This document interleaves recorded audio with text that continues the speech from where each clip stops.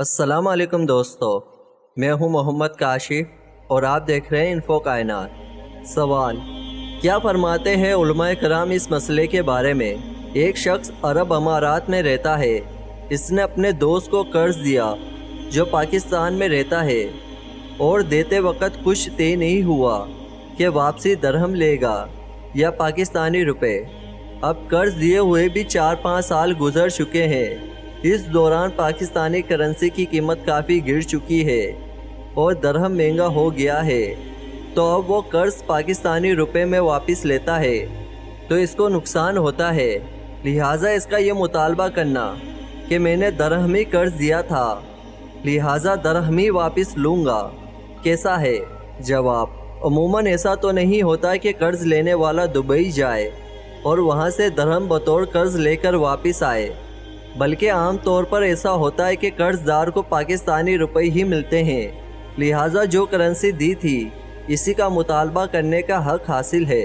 اگر درہم ہی دیے تھے تو درہم کا مطالبہ کرنے کا حق رکھتا ہے، لیکن اگر پاکستانی روپے دیے تھے تو اب پاکستانی روپے ہی واپس لے گا۔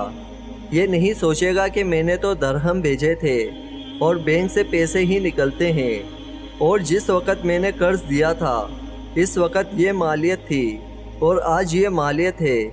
اس حساب کا کوئی اعتبار نہیں، بلکہ جو کرنسی دی تھی وہی کرنسی اتنی ہی واپس لی جائے گی جتنی دی تھی، اگرچہ دینے والے نے درہم کی صورت میں قرض بھیجا ہو، لیکن چونکہ قرض لینے والے کو پاکستانی کرنسی ملی، اور قرض کا شرعی اصول یہ ہے کہ قرض لینے والے نے جو چیز جس حالت میں پائی ہو اس پر اسی ہی جیسی اور اتنی ہی چیز واپس کرنا لازم ہوتا ہے، لہٰذا قرض لینے والا صرف اتنی ہی پاکستانی کرنسی دینے کا پابند ہے جتنی اسے قرض کے بطور ملی تھی۔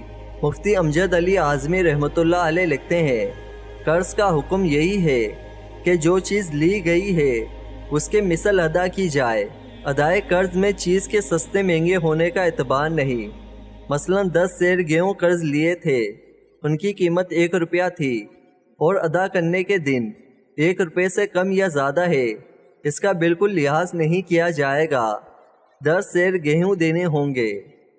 امید کرتا ہوں کہ آپ کو یہ میری ویڈیو پسند آئی ہوگی، تو پلیز اس ویڈیو کو لائک کریں، اپنے دوستوں میں شیئر کریں اور میرے چینل کو سبسکرائب کریں۔